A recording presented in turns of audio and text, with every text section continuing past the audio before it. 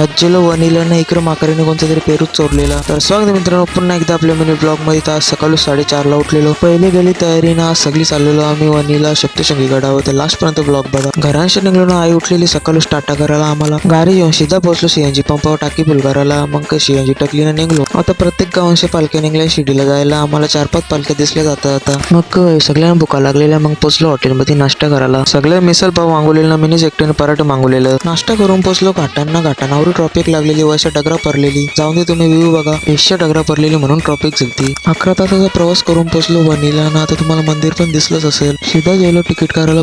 Ticket करला ना गेलो पहिले रोपवे जवळ ना. रोपवेला लाईन बघा कवरी आहे. मग बसलो रोपवे मध्ये ना. खालचा व्ह्यू बघा काय भारी आहे. वरती पोचलो ना रोपवेला वाटतं बैलगाडी चाकलवली पोराव. मंदिरात पोचलो ना. आवरी गर्दी होती. आज रविवार होता म्हणून आवरी गर्दी आहे. आतमध्ये गेलं तर माकर ना इकडं कोणता तरी पेरू चोरलेला त्यांनी. अर्धा तास लाईनीन उभा राहून पोचलो गाभाऱ्या.